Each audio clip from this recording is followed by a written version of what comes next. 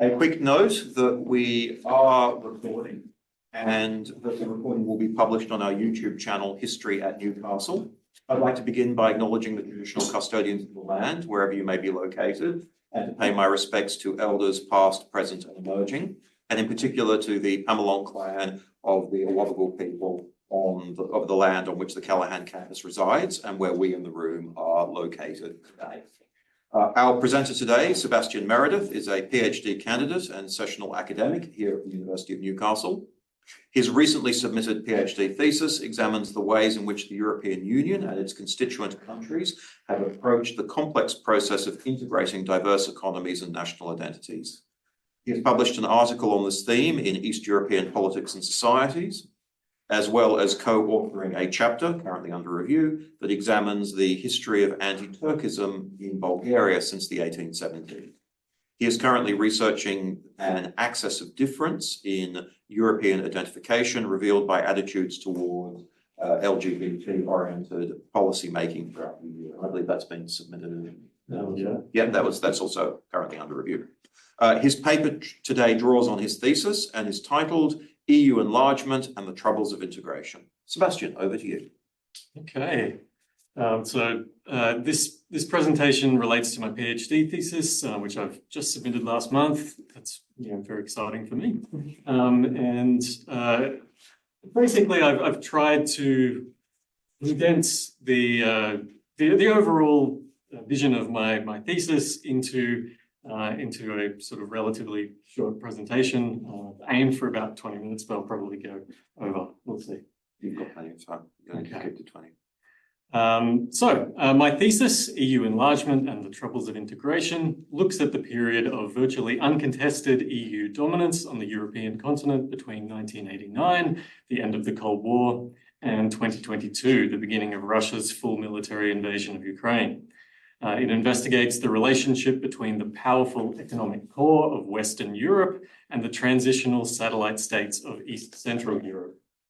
At the core of my thesis is the question: to what extent have prejudicial preconceptions about East Central Europe affected the EU's integration policies over the past 3 decades?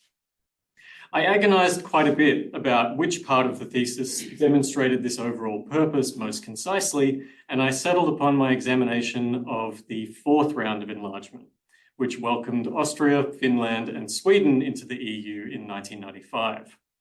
The 4th round exemplified the economic and social anxieties of the EU's West European member states, which constitute the core region.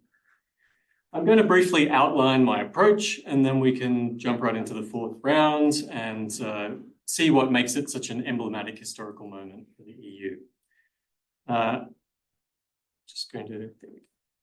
used 2 intersecting theories to help make sense of the evolving relationship between the West European core and the East Central European periphery. Firstly, world systems theory. Immanuel Wallerstein's concept of the world system in which powerful economic cores dominate and exploit the economic processes of surrounding peripheral powers is at the core of my work. I've reconceptualized it within the geographical context of the European continent. Otherwise, the scope of my research would constantly be dragged into North America and East Asia, and frankly, just didn't have the space to investigate all of that. There's a lot of terminology about capital flows and geopolitical hierarchies, but for today's purposes, we only need a very streamlined version like the one shown here. Within my framework, the European Union is the clear hegemon on the continent. From 1989 until the present day, it has possessed the largest and most dynamic economy, the largest population, and a formidable military strength that has been supported by mutual defense treaties within both the EU and NATO. And as a result, almost all the states that were satellites of the now disintegrated Soviet Empire have steadily moved into the EU's orbit. I argue that the passive attraction of Western Europe's relative economic strength was not the only force acting on East Central Europe. Rather, it coexisted with a more active attraction of Western foreign direct investment, or FDI. As Western FDI grew, more East Central European capital was repatriated to Western economies, and integrating East Central Europe therefore became more of an imperative to both East Central Europe and the Western core. Security and stability were incredibly important concerns for East Central Europe as well. There was a conscious decision by most East Central European states to move as far away from Russian hegemony as possible, as quickly as possible. Hence, East Central Europe maintained constant political pressure on Western Europe to let them in for a combination of economic and security reasons. But focusing on only those elements would ignore the prejudices and preconceptions that have been prominent in European political life throughout my entire focus period, and which continue to influence European politics today. And that's where my second theory comes in. Orientalism-Balkanism. I have chosen to merge Edward Said's theory of Orientalism with Maria Todorova's more regionally specific theory of Balkanism to illustrate how clear perceptions of a civilizational hierarchy are in Europe and what that means for policymaking. Orientalism refers to the common East-West dichotomy, or the belief that Western peoples are more civilized than Eastern or Oriental peoples. Said argued that for hundreds of years, Orientalist essentialisms have governed the way Europeans imagine the peoples and societies to their east. Balkanism applies this concept within Europe itself, but particularly the Balkan Peninsula, arguing that the peoples of Southeast Europe that once fell under Ottoman control continue to be treated by Western Europe as a kind of hybrid civilization, neither considered fully Western nor fully Oriental. I use the intersection of these two theories to demonstrate the ways in which economic circumstances and socio-political preconceptions came together to influence the process of integrating East Central Europe into the EU. Now let's take a look at the fourth round. Although the fourth round of enlargement, completed in 1995, is a brilliant example of how these principles intersect, it has rarely been discussed in the literature. Scholars have tended to gloss over this particular moment in EU history in favour of the larger and much more controversial Eastern enlargement that followed in 2004. But despite this, I contend that the fourth round was actually a landmark moment with huge symbolic significance. My thesis contends that the fourth round was an attempt by the EU to shore up its supposed Westernness prior to allowing any East Europeans in, all the while maximising economic inflows from the new periphery. The EU kept East Central Europe at arm's length, using that distance and the threat of turning off the investment tap to pressure the region into adopting and enforcing Western reforms. The fourth round demonstrates both the desire to strengthen the West and defend against the East. And this is visible in a number of things. From the haste with which the EU proceeded with the fourth round accession process, and ultimately that meant that the whole process was virtually wrapped up well before the legal framework was even fully in place. The relative secrecy of fourth round accession agreements and lack of monitoring reports that would subsequently come to define the accession negotiation process. The enthusiasm with which the EU courted the candidate countries and the depth of sorrow expressed when Norway and Switzerland ultimately voted not to join.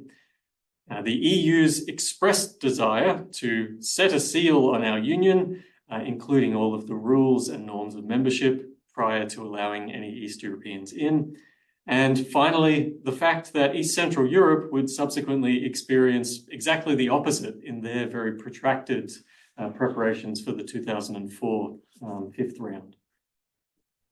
The fourth round brings into focus the differing experiences of West and East Central Europeans during the long enlargement and integration process. I'd like to explore the points here just to illustrate the intersection of the world systems and Orientalist processes. So researching the integration of East Central Europe into the EU required a detailed year-by-year survey of the available records in the EU archives. This included demographic and economic statistics, the minutes of meetings, press releases, but most importantly, for this presentation today, in any case, the conclusion of summits and council meetings. The EU has always taken a lot of pride in transparency, and that is perhaps why I was so surprised by what I found when I was going through my survey of the records from 1993.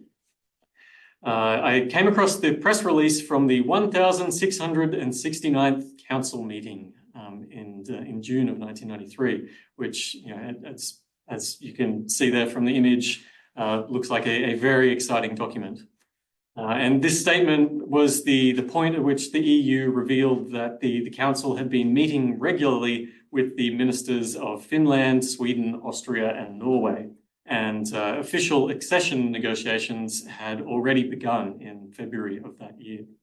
And the important thing when you take into consideration all the dates is this is roughly 5 months before the Maastricht Treaty was sort of ratified and came into effect, and also before the Copenhagen criteria were announced. So the Copenhagen criteria is the list of specific criteria that that any candidate countries must meet before they're admitted to the European Union. And these criteria are they tend to be very vague and sort of flexible benchmarks. And I'd love to go into that as well, but sadly that's not the focus today, so we'll move on. So effectively, this was a signal to Europe that the fourth round countries, Austria, Finland, and Sweden, and for this period, Norway was still in the negotiations. They were reaching the finish line just as the EU was telling East Central Europe that there was a race on. Which sends quite a signal of sort of what the triaging process was like during this period. Much like the accession negotiations, which were carried out so swiftly that they were outpacing the law, the accession process that followed was extremely hasty. The East Central European accession process would ultimately take 10 to 15 years, depending on the candidate country. Whereas the fourth round countries jumped from candidate country status to membership in a little under 2 years, joining on the 1st of January 1995.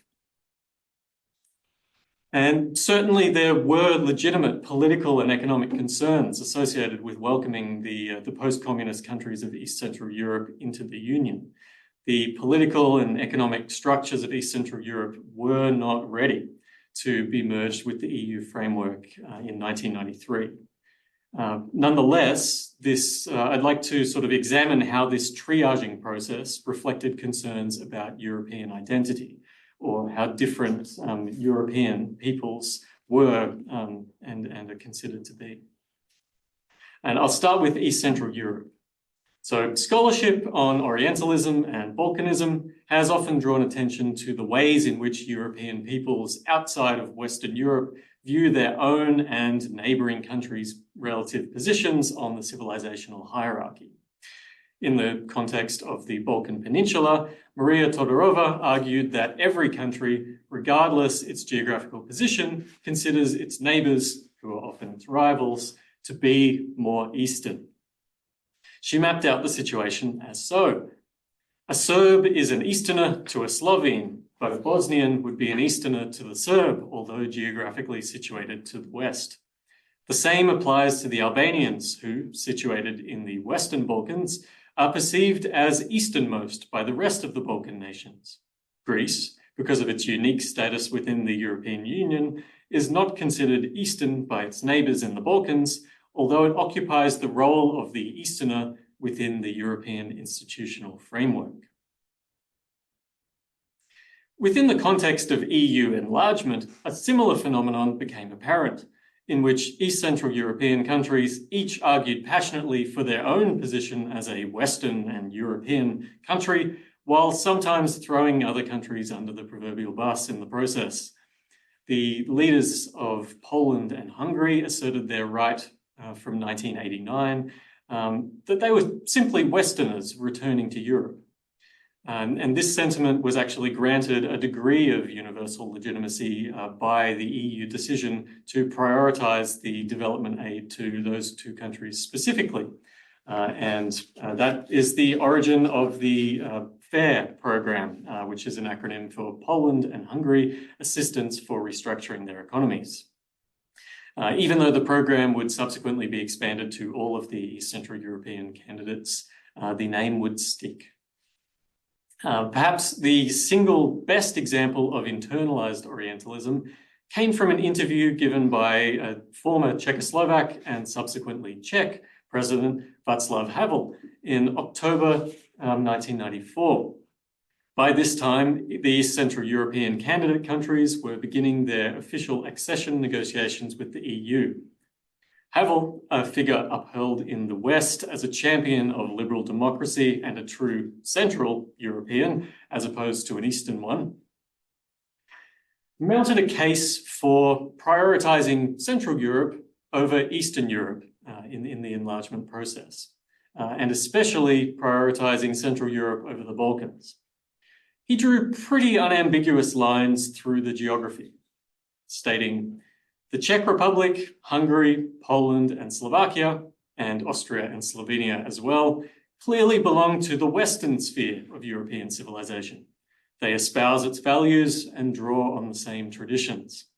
Moreover, the contiguous and stable Central European belt borders both on the traditionally agitated Balkans and the Great Eurasian area.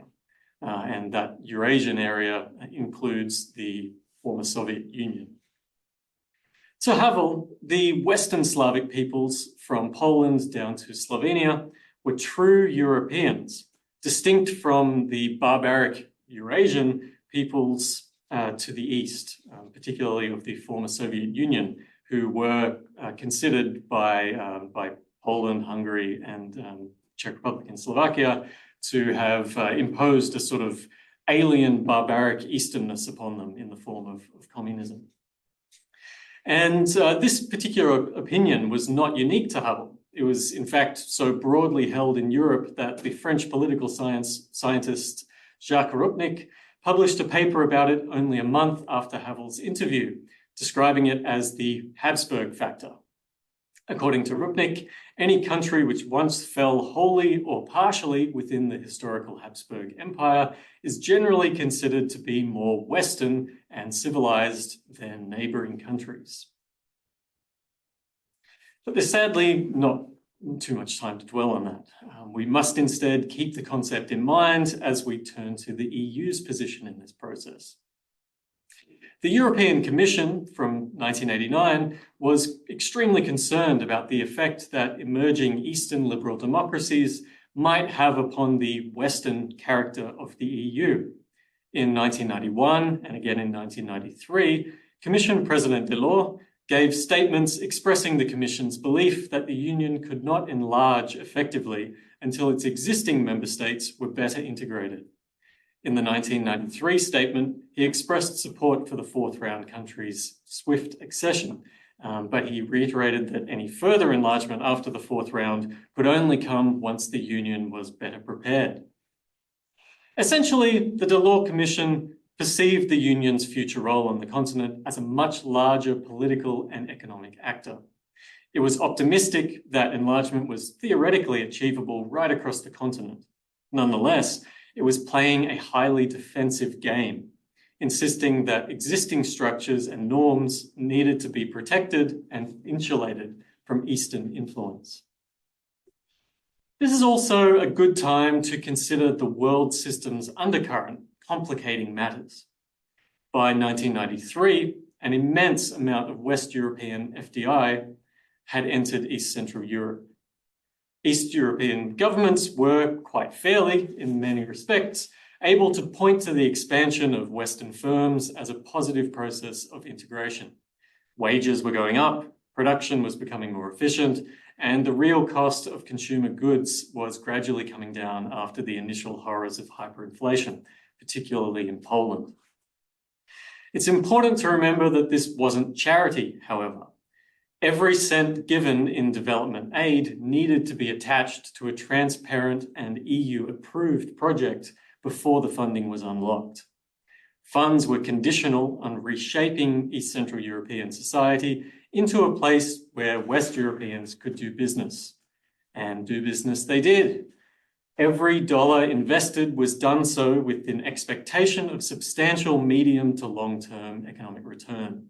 As East Central European businesses grew, the integration with the market improved, and all of the profits were repatriated to the owners in the West European core.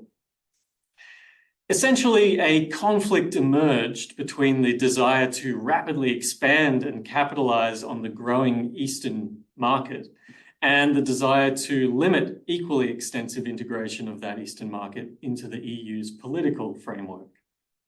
And a lot of this had to do with the sense of cultural identity and Western civilization. The net result of this was a rapid and popular fourth round of enlargement, followed by a protracted and controversial fifth round. And before I bring all this together, it's important to draw attention to the contrasting experience of the fifth round of enlargement, which welcomed 11 East Central European countries plus Malta into the Union. While the fourth round countries joined the Union within 2 short years and were allowed to help craft the rules and regulations during that formative period of the Union, the fifth round countries of East Central Europe were left on the outside, only expected to meet EU benchmarks. It's quite obvious that the fourth round was an insurance policy, the final solidification of a Western European Union before further enlargement could only be Eastern. The fifth round was, however, what the fourth round was insuring against, so the experience differed quite a bit. The fifth round countries endured a protracted pre-accession process that took 10 to 15 years, depending on the state. Moreover, it was a process regularly punctuated by negative opinion polls and a particularly pronounced Balkanist sentiment. This latter element is particularly apparent in the map that I've chosen to use here. This map depicts the countries that joined in 2004. What it does not depict is all of the countries included within the fifth round. Bulgaria and Romania, the only Balkan countries included at this point in time, were denied entry in 2004 as was originally planned. Instead, their accession was delayed until 2007, and they were forced to have their membership rights made contingent upon constant monitoring. And that ultimately wasn't removed until 2021, if memory serves. No other candidate country before or since has experienced the same level of scrutiny. Their membership in the Schengen area was also flatly denied all the way until this year, which means that they effectively had what was listed as a fundamental membership right within the Union denied to them for a period of 17 years. Due to West European countries, mainly the Netherlands, not trusting either state to manage the European Union's external border.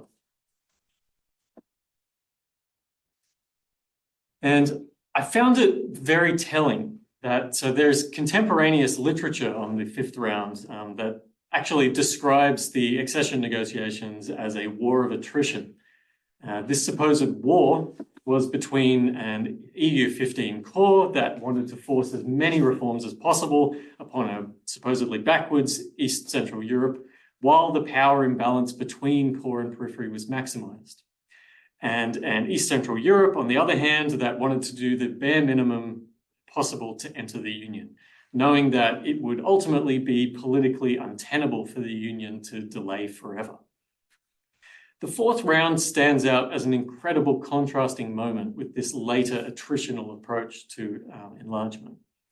It was broadly popular, and candidate countries seemingly negotiated entry from a position of equal status.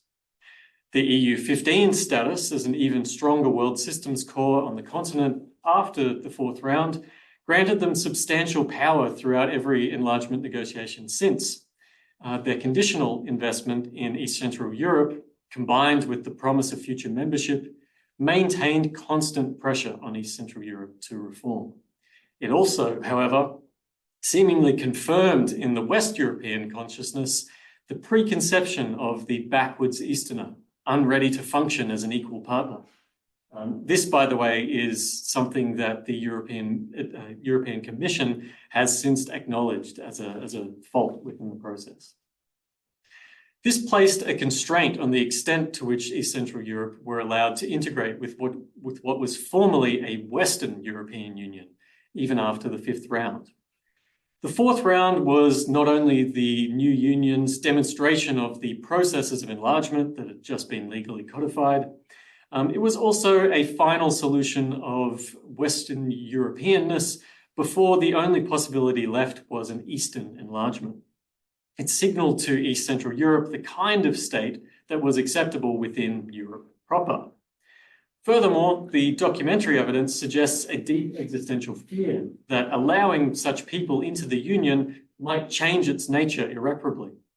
For a political class who fundamentally believed that the EU was the truest representation of Western civilization, in sort of direct opposition or competition, if you will, with the USA, the prospect of allowing it to be destroyed from within by supposedly barbarian Easterners was an untenable prospect. The fourth round was the last time enlargement didn't prompt any significant discussion of an existential threat to the Union's fundamental character. The Union simply assumed that the candidate countries were Western enough already, and even the apparent costs, like absorbing the costs of developing Sweden's vast north, were worth absorbing in pursuit of unifying the West. In hindsight, the fourth round is fascinating for that reason. It was a last stand of sorts, a post-Cold War solidification and defense of Western power on the continent. The effects it had upon the relationship between the EU core and periphery were profound and long-lasting. And I kind of wish I had the time to ramble on about my entire thesis for that reason. Ultimately, the fourth round is worth remembering as a watershed moment that predicted the nature of political and economic divisions within the European Union henceforth. Thank you very much. Thank you. That's really interesting. I open the floor to questions. You're looking for a watershed moment. When do you think the fall of the Soviet Union, which is not predicted? It comes as a surprise. I can remember. Absolutely. Yeah. I mean, yeah, I do remember that. Therefore, the EU couldn't develop from the Treaty of Rome onwards with the idea that eventually the Soviet bloc would be available to expand into. They've got to get on with what they're doing before that.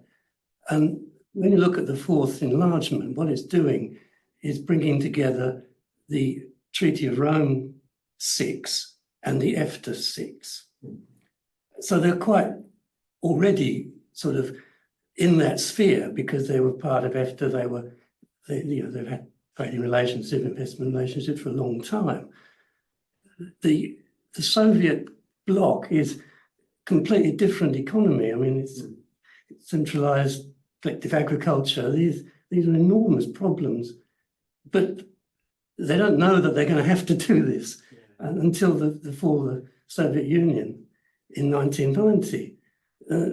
So as I understand it, the reason why Finland, Sweden, Norway, Austria, not Switzerland, but those four are now eligible is because of the fall of the Soviet Union.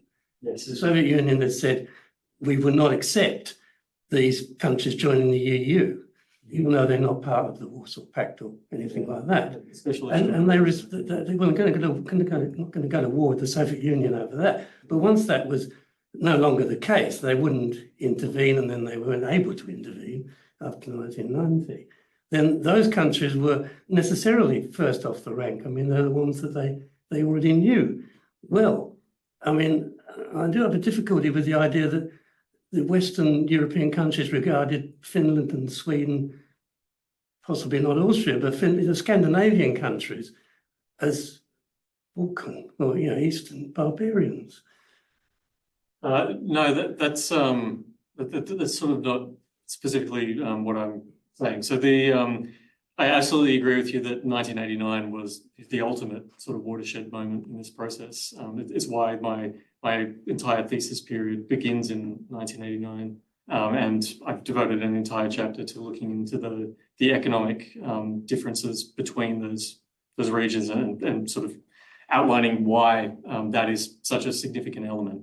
I am sort of zeroing in on this specific point within my thesis, and I suppose it's very difficult to incorporate all of the elements, including that particular security element, I suppose, that's very attached to the relationship with NATO as well.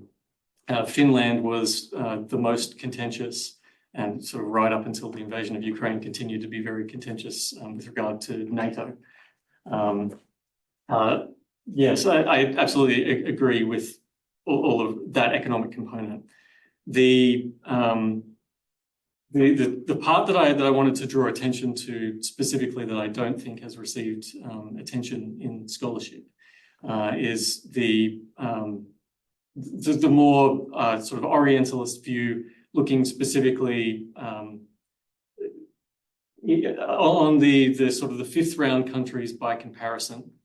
So that obviously doesn't include Austria, Finland, Sweden, Norway, etc. Those ones were already considered Western, and the fall, as you say, of the Soviet Union in 1989 opened up the possibility of sort of capitalizing on the Treaty of Rome. But there's a very real difference in the rhetoric that is used by leaders. This is not just a purely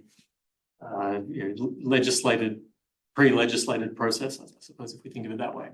It's a process that once you go through and look at the documentation, the way the European Council, individual national governments, etc., speak about the peoples in the East, there's a lot of rhetoric that's very much like the sort of internal nesting Orientalisms within Eastern Europe, like Václav Havel statement regarding the Balkans as being sort of more wild and less civilized. And this is, you can trace a line of this rhetoric right the way through to 19th century opinions on the Balkans and Eastern Europe more general. There are all sorts of, there's I suppose a Cold War mindset that persists in the West as well. That the relationship, antagonistic relationship with the Soviet Union, obviously contributed extensively to. I wonder if I've addressed everything. You go first. So, Well, if it follows on from that, by all means, you go next. not particularly. Oh, okay. I was wondering if you could say more, you touched on it, but a bit more about the challenges posed by combining a post-communist economy with the existing EU. Yeah. And having painfully lived through the Brexit debates in Britain and the absolute obsession about the threat of cheap labour that drove the collapse of the Labour vote. Were they concerned at the time? To what extent are the EU managing the labour question? They were extremely concerned. They ultimately ended up instituting a freeze on migration from the fifth round countries for a number of years after, I believe it was a 7-year period, if I remember correctly. But agriculture was was one of the major concerns, aside from corruption within the financial industry, which was a particular problem in Bulgaria. Their entire banking sector collapsed in 1995-96. But agriculture was, because it had been collectivized, there were so many problems trying to transition it back, and sort of there needed to be land transfers back to the pre-communist owners of a lot of these parcels of land that were now within collective farms. There were a lot of that, by the way, was the focus of my honours research. So I sort of followed the thread into all of this. But it was France in particular that was really, really worried about the labour question and agricultural imports, because the French agricultural industry is a very boutique industry, if we sort of describe it in those terms. It's very not in the same sort of productivist mindset as even the UK, but certainly not the way our farmers approach agriculture here. So what you're describing sounds actually very complicated in dismantling collective agriculture. Yeah. So that's going to impose quite a time limit. Yes. Yeah, and the difficulty here in this presentation, I suppose, was trying to acknowledge the immense economic difficulty of conducting all of those reforms.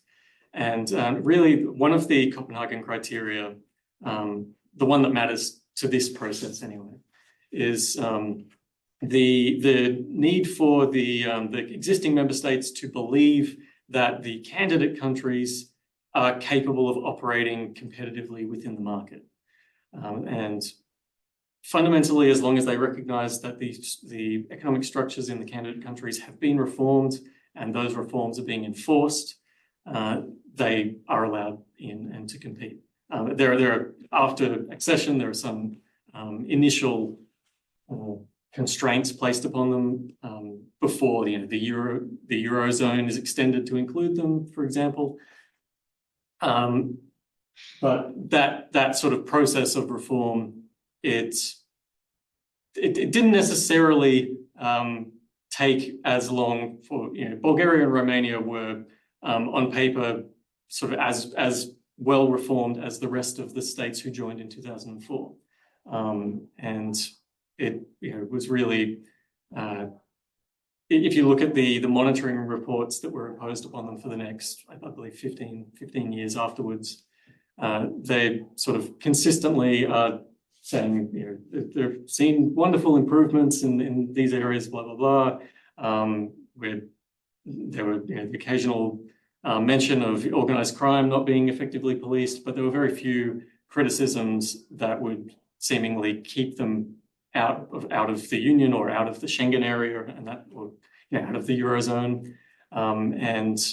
It seemed to be that there was always sort of one or two countries in Western Europe that kept vetoing, and the Netherlands and Austria in particular kept coming out and vetoing their Schengen access, for instance.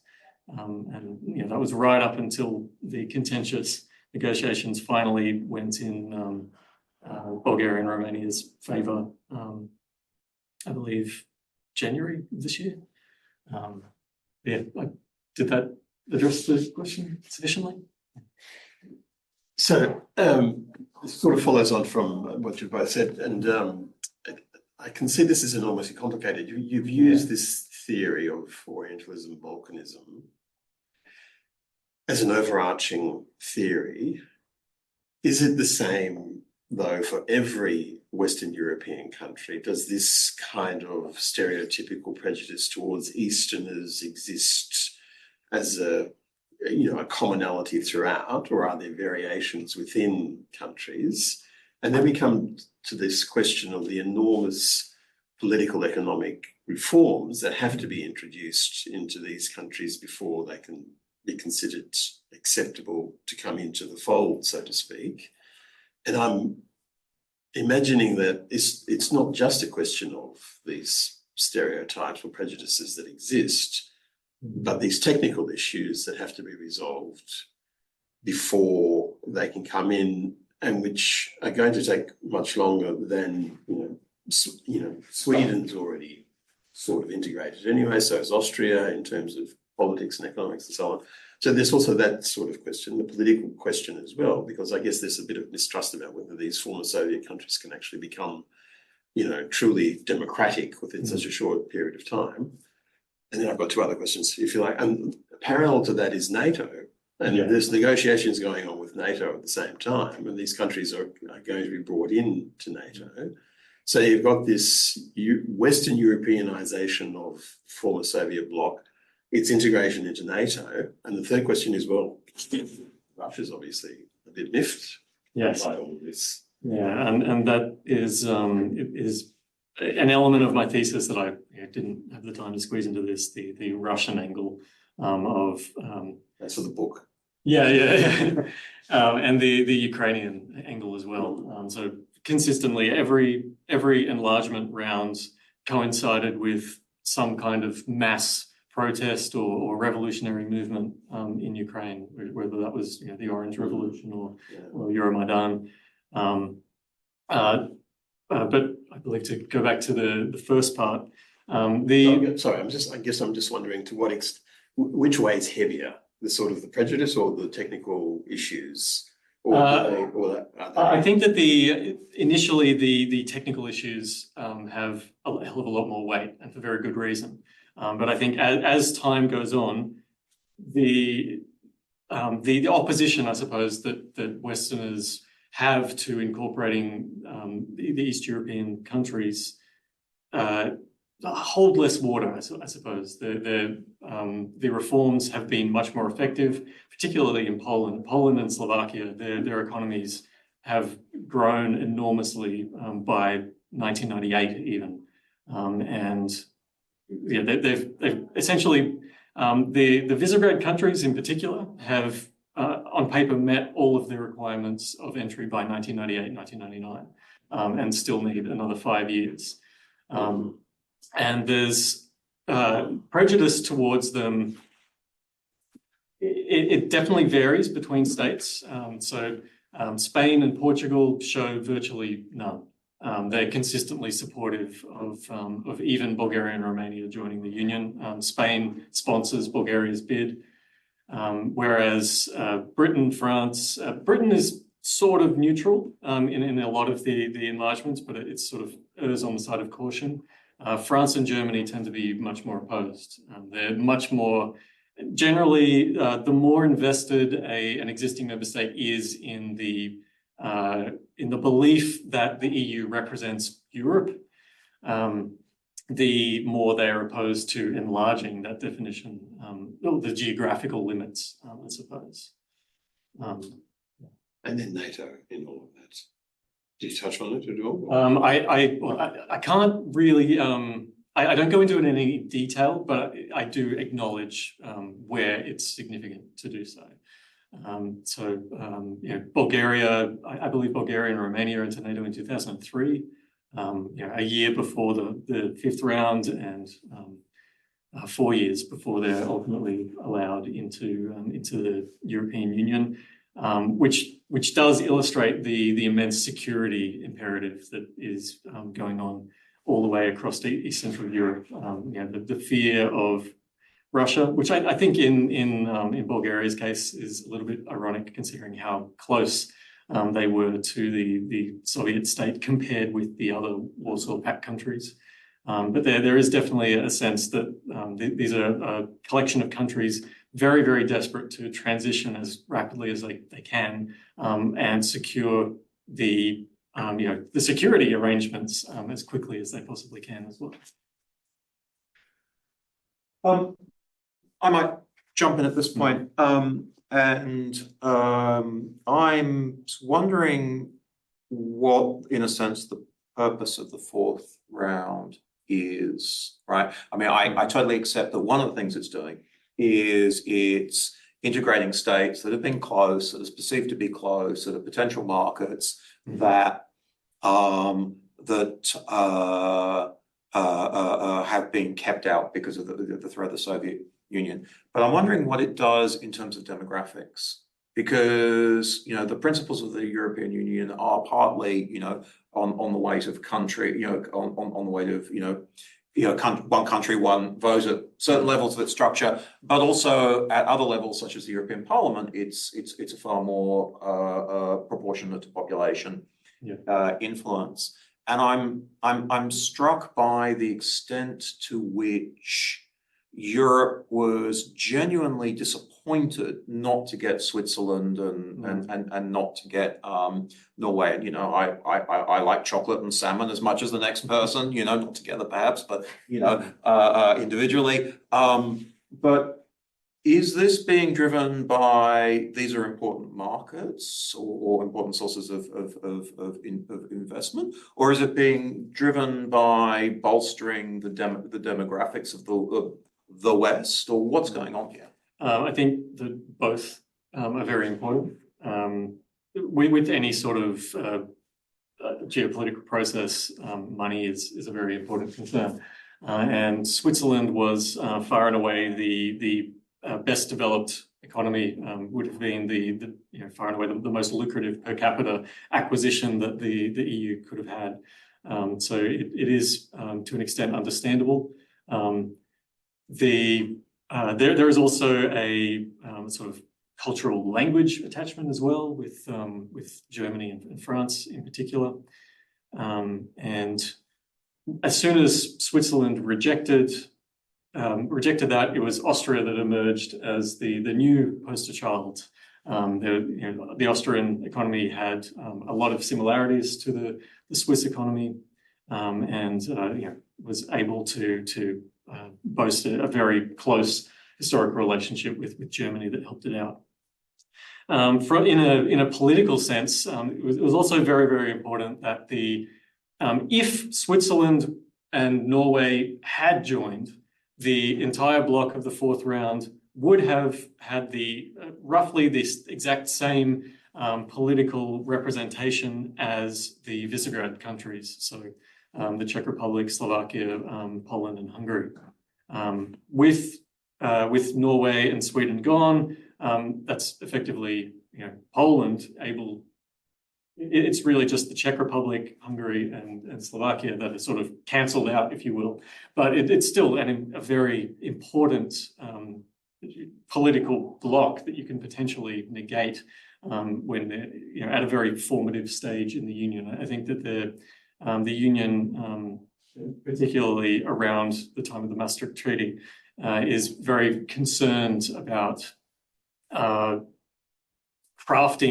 still sort of crafting the rules and norms of the Union in a way that is compatible with enlargement, because there was no real set in stone enlargement policy beforehand, and the kind of developing everything on the fly after 1989, watershed moment, as you said. And yeah, so there's absolutely that political consideration as well. The one country in the Warsaw Pact which joined the EU, which doesn't get any mention, is the GDR. So do you find that West Germany, which I remember went to great lengths to look after the GDR and indeed bankrupted itself to some extent by making its currency equal to the GDR currency, to what extent can we see this West-East prejudice in that, or was German nationalism, restoring the 1938 borderers, which is one thing they talked about, was that overwhelming for that? And did they learn from bringing in a collectivized economy into Western Germany? What the problems were likely to be, because GDR was the outstandingly the most successful of the Eastern European economies by some distance. Yeah. I think that the attitudes in Europe towards the GDR depend on entirely whether or not you're German. Within Germany, there was obviously an enormous, overwhelming support for reunifying the country to the pre-war borders. Outside of Germany, there was a lot of opposition to it. There was particularly from Britain, but also from France, as they didn't necessarily want to suddenly have Germany be the overwhelming leader. I mean, roughly in terms of the economies and populations, Britain, France, and Germany before the reunification were roughly identical in size. As soon as Germany reunified, it suddenly had about a 20 million people population advantage on the other two, and they feared that would result in Germany becoming the dominant power in the EU, and it really was right up until the end of Angela Merkel's time at the helm. And it was definitely an expense, and the Deutschmark was devalued substantially as a result of that. The German technocrats in charge at the time did manage to sort of work that roughly in Germany's favor, though, by attracting foreign investments, sort of based on the comparatively high interest rate in Germany. They attracted substantial investment that in the long term offset a lot of those costs. Turned Germany from a net creditor into a net debtor. I mean, it was a capital exporting country, West Germany, and it became a capital importing country. That's quite a substantial cost. Oh yeah. I mean, I can understand nationalism, etc., but it is a. I was just interested in what lessons, because it's the first one that does come into the West, as it were. You know, what lessons they learned about going forward for the other economies, which are all sort of collapsing in the first few years after 1990. They learned from the German case how to go about it. I think their most significant lesson was let the collapsing happen before they join. Which happened in Poland initially, and I think one of the reasons why Poland ended up being treated much more generously than the rest of the East European states is because they showed such commitment to self-flagellation during this whole initial period. They suffered extreme hyperinflation and much greater economic strain initially, at least, than any of the other candidate countries, and they very steadfastly stuck to their guns on maintaining those policies and the Blairowitz policies that were agreed upon with the IMF and the EU jointly, and through that resolve, sort of being able to demonstrate commitment despite putting up with all of those collapses, managed to convince the EU that they were worthy of joining by 2004. I think an interesting contrast is the Bulgarian financial collapse in 95, 96. They had not only sort of a financial collapse nationwide, they also had an entire banking sector collapse. And basically they reached the point where they needed to contact the IMF and the EU and say, send in as many technocrats as you can and totally reform. Our banking sector is in your hands. Our financial sector is in your hands. And that was more or less reformed as well by about the year 2000. So they were about sort of 2 years behind Poland and Slovakia, which doesn't fully account for the discrepancy in the times of accession. There are other considerations as well. Corruption being cited as the main concern. But if you look at a lot of there was sort of monitoring reports around this time sort of sent to Slovakia and Poland versus to Bulgaria and Romania. The type of language that's used in these reports differs considerably. The way that the European sort of technocrats and bureaucrats, I suppose, speak in their reports on towards the Central European countries, it's exactly what you'd expect from the EU. It's very, very neutral language. It's tedious to read. It's just very, very dry. And then if you look at some of the reports out of Bulgaria and Romania, they often begin by describing it as a hostile place and use very, very emotive language. And it's really, really striking the way they speak about it.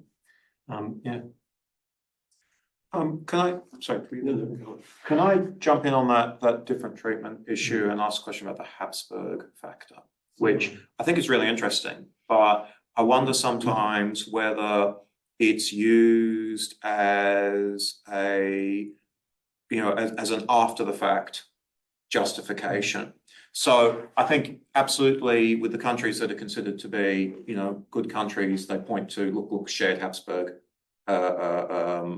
culture, and that plays even into Poland, right? Where one small corner of what is now nowadays Poland was admittedly, under the Habsburgs, at least occasionally. Helps Ukraine now as well. And it helps Ukraine now, but it didn't for all that time. Yeah. And it didn't help Romania, despite, Transylvania and the Banat, and Bukovina all having been part of the Habsburg Empire. So do you see it as as a sort of a driving factor, or a way of explaining something they've already come to a conclusion to, or? Yeah, I see it more as a way of explaining a conclusion they've already come to. It's I don't think it's a driving consideration. I think it is more interesting to point out the fact that there are already plenty of scholars and bureaucrats who point to it as being something that exists. It certainly wasn't me who came up with this idea, and I think it's very, very interesting that it is an idea that exists, and seems to be something that, as you say with Ukraine, it's something that wasn't in consideration for a very long time until they suddenly became the supposed defenders of the Western civilization, and now, they were within the Habsburg. Look at Lviv. It looks like Vienna. There's much more of a consideration of that Western connection. Philip, you?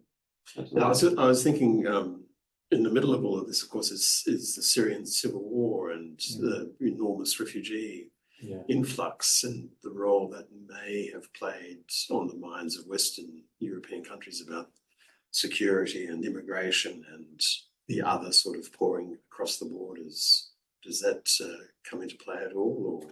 It does, I devote a lot of attention to that in one of the final chapters of the thesis. One thing that I found very interesting was the acknowledgement by the European Commission that they treated Bulgaria and Romania extremely harshly, and they weren't going to do anything about it, mind you, to Bulgaria and Romania, but they said, we're not going to do it to anybody else. And so when Croatia joined in 2013, they didn't have any of those rules applied to them. They were also allowed into the Schengen area before Bulgaria and Romania, leapfrogging them by about 15 years. And that was another moment where, in the literature, it's pointed to as being a Habsburg factor thing, because Croatia was, part of the Habsburg Empire, but the rest of the Balkans weren't. And it's another really interesting consideration, because there was that fault line, but it's important to remember that Austria was on the eastern side of that fault line. The countries that were nominally considered to be much more Western than Bulgaria and Romania and whatever, Greece, for example, found themselves on that eastern side of the fault line on the issue of Muslim migration. And actually, one of the article that I just submitted was sort of looking into how important a sense of Christendom is to many, many countries, just as important as a sense of Europeanness in a more secular sense, in the way France and Germany see Europe as being a much more secular, liberal, democratic idea, whereas if you head across into Poland, they see it as being much more an idea representative of Christendom. And that aligns a lot more with all of the countries in East Central Europe, generally speaking. Okay, we are coming to the end of our time, so please join me in thanking Sebastian for a really interesting paper. Just before you go, a quick note that our next event will be on Friday, the 18th of October from 10 a.m. and will be online and in person. Our speaker, Julie McIntyre, again from the University of Newcastle, will speak on connecting Australian First Nations histories with settler colonial wine grape cultivation. And we hope to see you then.